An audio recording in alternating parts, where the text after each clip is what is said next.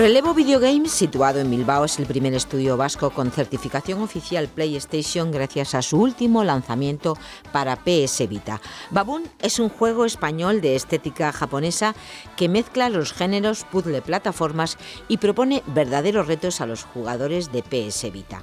Con un apartado artístico cuidado, el estudio Relevo Videogames estuvo trabajando con ilustradores japoneses para conseguir la adecuación estética que buscaban, del mismo modo que el compositor Fukusawa, responsable de otras bandas sonoras muy famosas, fue el encargado de poner el sonido a Baboon, tema con el que hemos iniciado y que estáis escuchando en nuestro programa. El profesor del Departamento de Lenguajes y Sistemas Informáticos de la UNED, Fernando López Ostenero, conoce desde hace años a Jon Cortázar, uno de los creadores del juego y fundador y director ejecutivo de Relevo Videogames.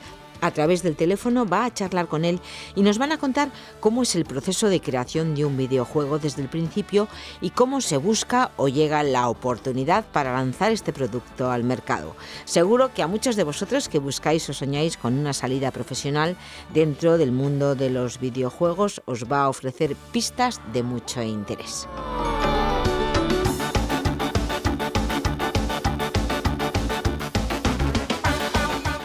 Pues sí, tenemos hoy a Jon Cortázar, que ha estado ligado al sector de la comunicación y a los videojuegos desde hace ya más de 18 años. Comenzó con proyectos de videojuegos educativos y advergames publicitarios y ha pasado por pequeños proyectos de juegos para web, dispositivos móviles. Y ahora mismo se encuentra en camino de consolidar su estudio de videojuegos en Bilbao, Relevo Videogames, al haberse convertido en el primer estudio vasco con certificación oficial PlayStation y en publicar videojuegos sobre plataformas Sony. Y hoy Jon nos ha venido a contar algunos temas sobre programación de videojuegos a nivel profesional. Muy buenas, Jon. Pues un saludo, Fernando. ¿Qué tal? Hola, bueno, aquí ya vamos. Bueno, pues vamos a ver. En primer lugar, Jon, ¿nos podrías comentar vosotros qué hacéis? ¿Cuál es vuestro proceso de creación de un videojuego? Bueno, pues es buena pregunta y larga.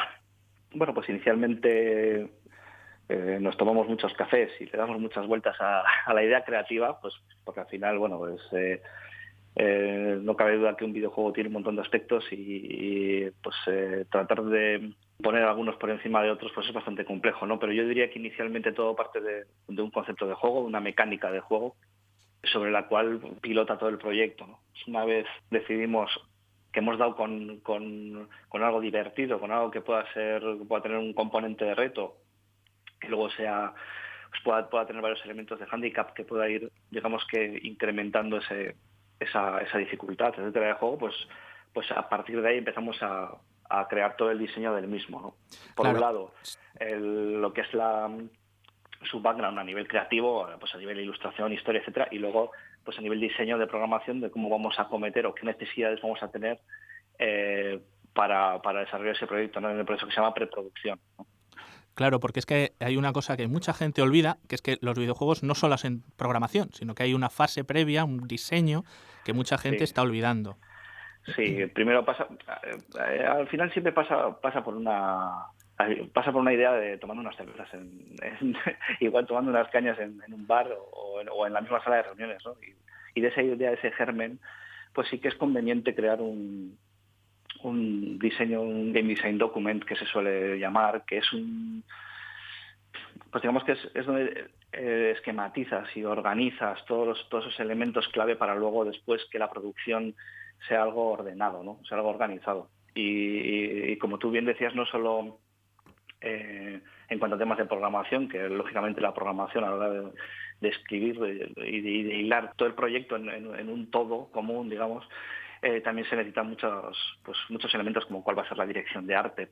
Es decir, si va a ser un juego con muñequitos o si va a ser algo más oscuro o pues es el tono que le quieras dar, ¿no? O cómo va a ser la banda sonora, cómo va a estar enfocada la historia, a qué target vamos a querer ir, a qué público objetivo vamos a querer ir con el producto, ¿no?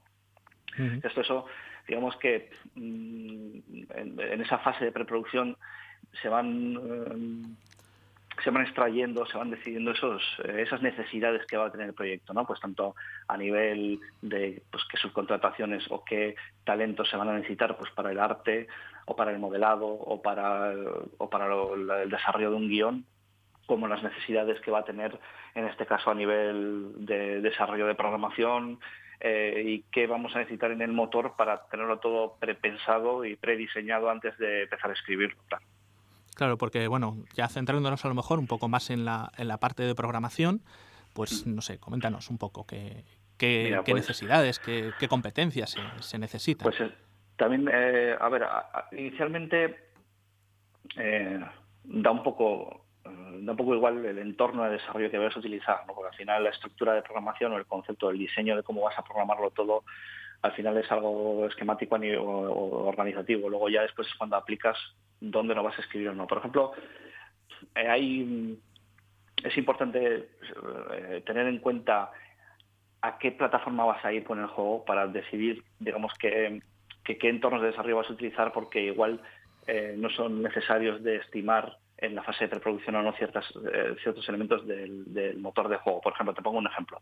Si estás centrado en una plataforma que acepta, por ejemplo, middleware como Unity, que es un motor de desarrollo en el que no tienes que programar, que es scripting, y que digamos que te soluciona un montón de problemas de desarrollo, como puede ser la creación de estados en objetos, o como puede ser las colisiones con escenario, con otros elementos y tal, pues digamos que son cosas que ya tienes que ya prescindes de ellas porque te vienen dadas, ¿no? En cambio, por ejemplo, en el caso de Baboon, por ponerte el caso más claro, que es nuestro primer producto para videoconsolas, que sale en enero en Europa y en agosto en Japón, lo desarrollamos para la consola PS Vita, y a día de hoy sí acepta middlewares que facilitan las cosas, digamos, ¿no? Pero cuando nosotros entramos en producción, aún Unity no estaba disponible para la plataforma, y no podíamos esperar hasta 5 meses, así que estaba a punto de salir, ¿no? Con lo cual el desarrollo fue nativo, hicimos todo en C++, y ahí sí que no hicimos scripting, hicimos programación 100% y nos creamos todo el motor de juego completo con todas sus necesidades completas y todo, digamos, que de cero, ¿no? Entonces ahí sí que tuvimos una estructuración muy clara a nivel de programación, primero de ver qué necesitábamos y luego ver cómo íbamos a acometerlo, ¿no? Pues por ejemplo, para poner una serie de ejemplos, el juego, bueno, es un juego de plataformas, es un juego un poco para poner en antecedentes a la gente, un juego 2D con scrolls parallax que trabaja con bastantes elementos a la vez en pantalla, aunque sea un juego 2D. No es muy exigente, digamos, pero bueno, sí que igual hay veces que encuentras igual 500 elementos en movimiento, ¿no? Ya son, ¿eh? Ya son. Sí. Entonces, sí que tiene varias necesidades, ¿no? Porque por un lado tiene un componente de aventura el propio juego, en el cual hay que seguir un scripting y hay que hablar con personajes que te van a dar objetos, etcétera, y todo eso sucede en una parte exterior del juego. Y luego tenemos la parte de in-game, que es donde se desarrolla el juego en sí mismo, ¿no? Entonces, hay varios estados de juego y varias necesidades por cada uno. Por ejemplo, en la parte exterior, donde hablas con la gente, vimos la necesidad de tener que crear un scripting propio para el juego, de forma que nosotros pudiéramos pseudoprogramar esas conversaciones y cómo la gente te iba a poder dar objetos que iban a afectar a tu inventario durante las conversaciones, o cambiar la música de fondo, o cambiar el gesto del personaje que te está hablando, etcétera, ¿no? O sea que, por ejemplo, me estás diciendo que como que desarrollasteis un pequeño lenguaje de programación, ¿no? Sí, eso es de hecho contenía ciertas cosas que sí que eran relativas a un lenguaje un poco así avanzado, porque teníamos condicionales, teníamos no solo añadir o restar o elementos, sino hacer comparaciones no solo de igual también, sino de tipológico. Estaba bien porque, digamos que una vez preparado todo eso, nos podíamos permitir el lujo de escribir el guión, escribir la historia de forma un poco más amigable y luego muy fácil de modificar. Y luego nos tuvimos que preocupar de generar ese parser, ese intérprete de nuestro propio scripting, que iba leyendo las instrucciones a tiempo real, esas instrucciones nuestras propias, y iba desgranando la historia.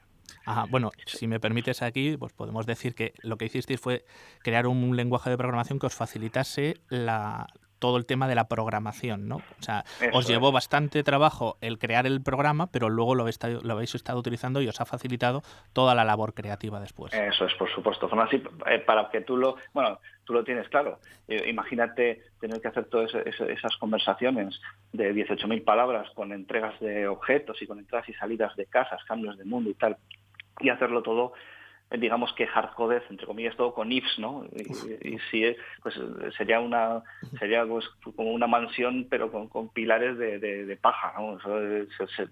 En cambio, digamos que conseguimos una máquina sólida que no fallaba y que en el momento en que, por ejemplo, incluso en el propio scripting podíamos tener algún error a la hora de transcribirlo, incluso nos daba logs de errores de, pues, ojo, que has dicho que este personaje va a entregar este ítem y es probable que no lo tenga. O sea, es decir, lo hicimos también un poco inteligente incluso el parser para ayudarnos, ¿no? Porque al final hay veces que trabajas un poco más al inicio, pero es mejor estar organizado si trabajar más al inicio que luego para luego estar más tranquilo, que luego estar con algo que vamos, que luego quieres hacer alguna extensión o incluir alguna cosa y te vuelvas loco. Nosotros, por ejemplo, durante el desarrollo quisimos incluir más instrucciones de ese tipo para hacer un poco más rico ese proceso de diálogo, y era tan fácil como al parser y añadirle la interpretación de una instrucción o pseudo-instrucción nueva, ¿no?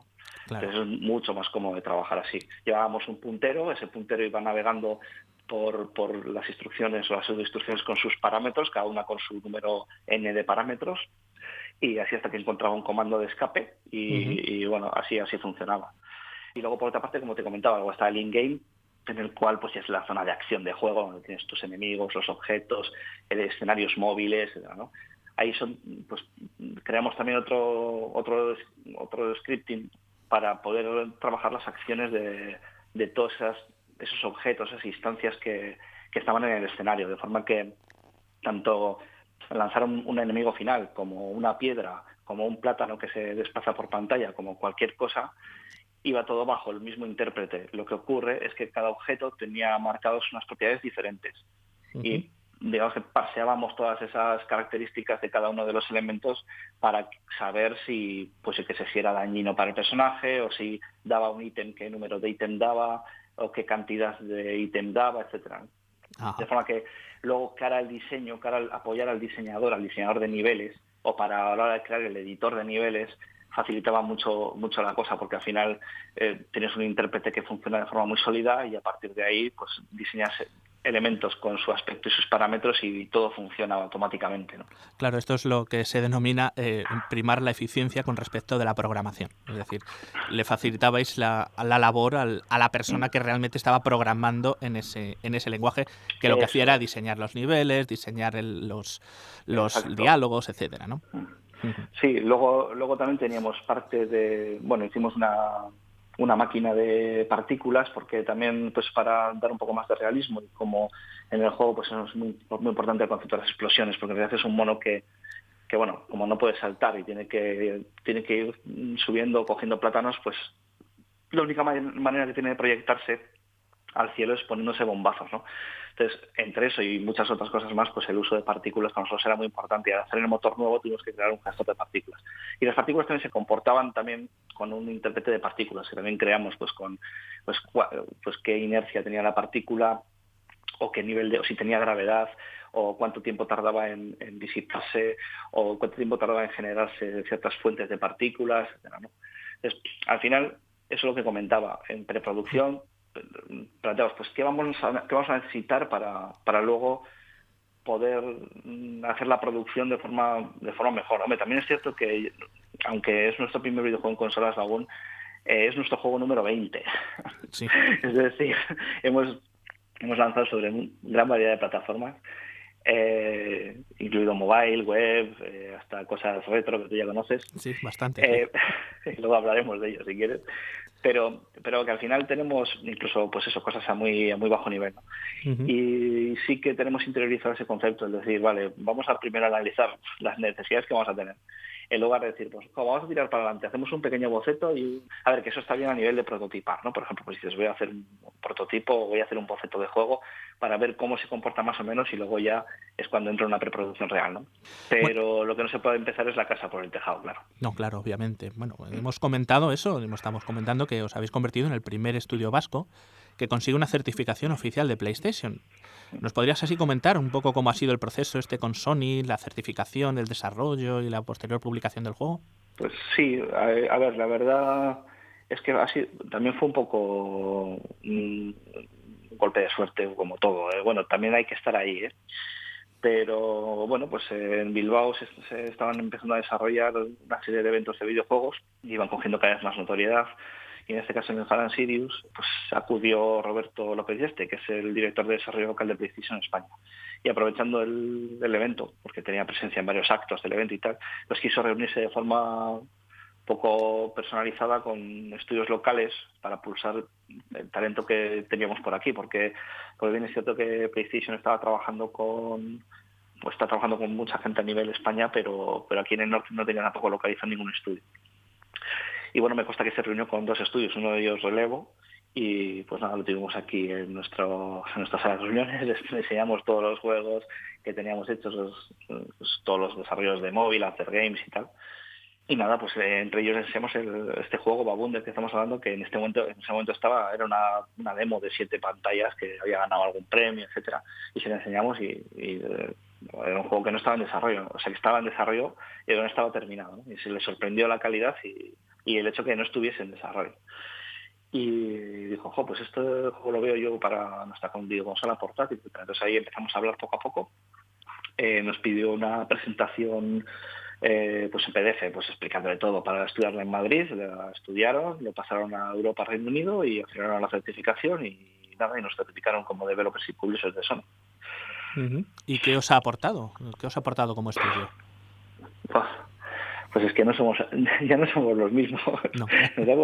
Nos ha aportado todo. A ver, es que Baboon, el proyecto de PlayStation, la verdad es que más que un proyecto como producto, es un proyecto muy definitorio. Es como casi ha sido como un plan de negocio, porque ha cambiado de nosotros pues muchísimo, ¿no? O sea, ya no solo el framework de trabajo, pues los programas que utilizamos y cómo nos enfrentamos a ellos, cómo preproducimos los juegos, cómo hacemos cosas de forma más organizada. Ten en cuenta que para este desarrollo hemos tenido que trabajar mano a mano con Sony Computer Entertainment en Europa y vamos, obligados a utilizar todos sus procesos de trabajo, sus filtros de calidad, que son la leche, porque hay que certificar los productos y eso sí que es tela para que nada desfalle, etcétera, ¿no? Entonces al final es un rollo, porque es un rollo, porque tú igual estás con el chip de la creación. Pues al principio son como trabas, pero nosotros conseguimos interiorizarlo ya como nuestros y hemos adquirido esos procesos de forma interna, incluso para otros proyectos, y porque estamos viendo que son más útiles y que nos hacen más aumentar la productividad y que hacemos las cosas mejor. Entonces, no solo a nivel técnico, sino también a nivel de internacionalización, porque para este proyecto hemos trabajado con gente de Alemania, de Italia, de Francia, tienen mucha parte de la producción en Japón. Entonces también hemos aprendido a trabajar con diferentes usos horarios, a llevar un control online con documentos de estatus de trabajo, etcétera, ¿no? Pues cosas que igual haciendo proyectos más pequeños pues no lo planteábamos hacer porque estábamos todos en la mesa de al lado, por decirlo de alguna manera. Y ahora pues como que el mundo se nos ha hecho un poco más pequeño, ¿no? Claro. Pues, sí, esto ha cambiado el estudio por completo y no solo en cómo lo hemos hecho, sino también en nuestras pretensiones, ¿no? Porque también vemos, se nos ha abierto un poquito la puerta, entonces estamos mirando por la rendija y vemos ahí como más horizonte más allá, ¿no? Con lo cual pues tenemos más ganas de hacer más cosas, en fin, ha cambiado todo. Y bueno, ¿alguna dificultad que tuvieseis con el tema de la internacionalización? Hombre, sobre todo en el mercado asiático, ¿eh? En Europa, bueno, pues sí que tuvimos algunas cosas graciosas con respecto a la traducción, porque muchos de los personajes, sus nombres eran juegos de palabras. Entonces, claro, luego ese juego de palabras lo ibas a traducir o lo ibas a trasladar a otro idioma diferente y claro, estamos hablando de traducciones no literales, sino literarias, ¿no? Para que tenga gracia, para que de alguna forma el mismo chiste perdure, ¿no? Con lo cual, pues bueno, nos encontramos con cosas ahí diferentes y muy graciosas, ahí estaba bien. Y el mercado asiático es una locura, porque en Japón incluso nuestro publisher nos hizo la observación de que el sonido del mono, cuando va subiendo con las bombas, pues va soltando como gritos, ¿no? Como sonidos de mono. Y me pone un mail el que estaba llevando el tema de la dirección de la localización y con el comentario de que, oye, pues, es que este mono suena a que es un locutor occidental, ¿no? Y yo como, pero si suena a mono, si son grititos, ¿qué me estás diciendo? Y tal.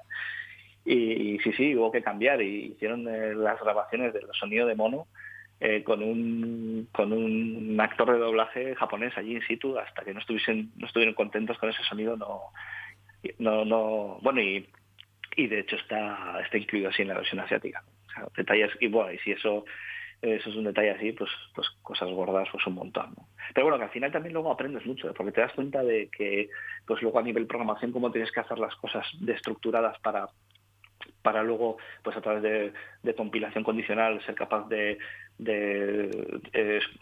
sacar una versión para una región u otra tratando de los mismos fuentes. Nosotros, por ejemplo, en eso aún lo cuidamos mucho. Y en realidad, aunque estamos trabajando 5 versiones diferentes, y eso que todavía no hemos llegado al mercado americano, que será una sexta versión, todo parte de las mismas fuentes y de forma condicional, solo cambiando un valor, que es a qué región vamos. Cambia los assets que tiene que utilizar, los archivos de texto que tiene que utilizar, etcétera, ¿no? De forma que un pequeño cambio que tuviéramos que hacer en el propio in-game o una actualización al juego, una pantalla nueva o lo que fuera, luego somos capaces de generar los paquetes de distribución para cualquier región de forma automática, ¿no? Eso también, todo eso te vas dando cuenta a la vez que vas viendo las necesidades que tienen ciertos localizadores, ¿no? Pues igual hay veces que dices, es que esto no me lo van a hacer cambiar. Pues sí, eso también puede ser cambiado, con lo cual hazlo de forma ordenada. Bueno, seguro que a muchos de nuestros estudiantes se plantean pues una salida laboral en el sector de videojuegos, algo que está bastante de moda. Bueno, el problema es cómo puedes aprender, cómo puedes obtener una experiencia en un sector si es muy complicado encontrar un puesto de trabajo. ¿Qué consejos nos podrías dar? Bueno, aquí me haces esa pregunta del millón. Bueno, aquí es complicado porque, a ver, por un lado puedes emprender, claro, pues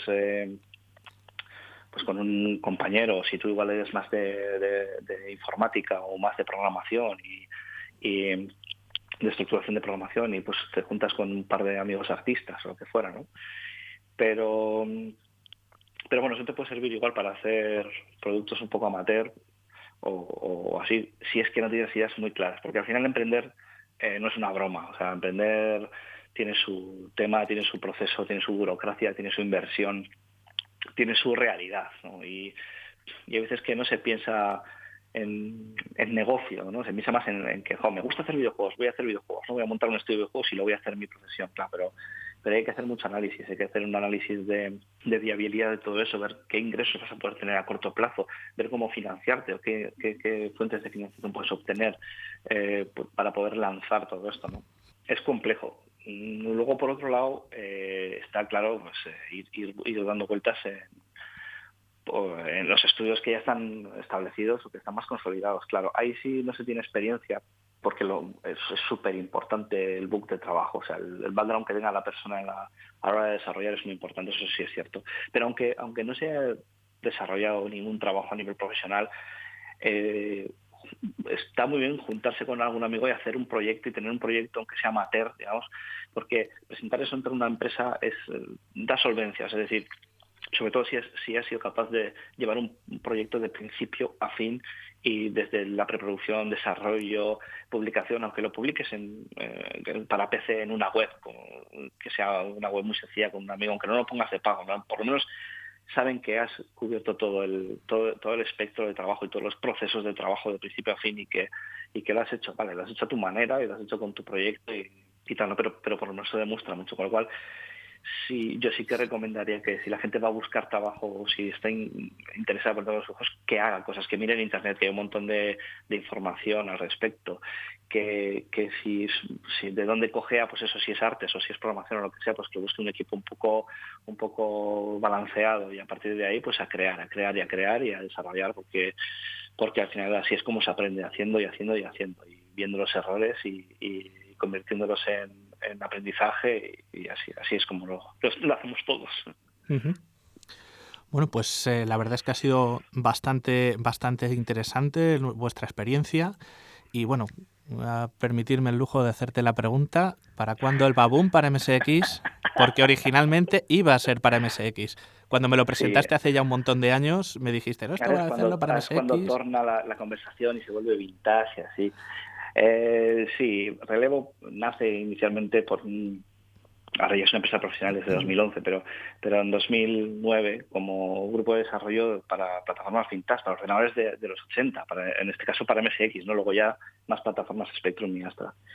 Y Baboon, inicialmente ese proyecto, nació como una idea para M6, efectivamente, para una idea de juego muy sencillo de 8 bits. Lo que pasa es que al final fue evolucionando muchísimo y ahora pues habría que hacer una versión muy lite. Bueno, podría hacerse bastante parecido, lo que pasa es que ahora estamos con un montón de frentes, estamos la verdad con bastantes proyectos. Hemos recibido hace poco la certificación y las máquinas, los dev kits para PlayStation 4. Vamos a hacer proyectos pues un poquito más ambiciosos. Seguimos trabajando con proyectos a terceros y a Hyper Gaming. Entonces, bueno, la cosa está más complicada. Vamos a sacar dentro de poco un jueguito de MSX así muy pequeño, Fernando. Estoy esperándolo. Pero Baboon sería algo bastante más complejo. Pero bueno, no, quién sabe. Bueno, pues nada, pues lo dicho, muchísimas gracias por venir aquí a contarnos vuestra experiencia y seguro que en breve estaremos viendo más proyectos de Relevo Video Games. Lo dicho. Nada, muchísimas gracias a vosotros por la invitación y nada, me tenéis para cuando queráis. Venga, un saludo. Un saludo.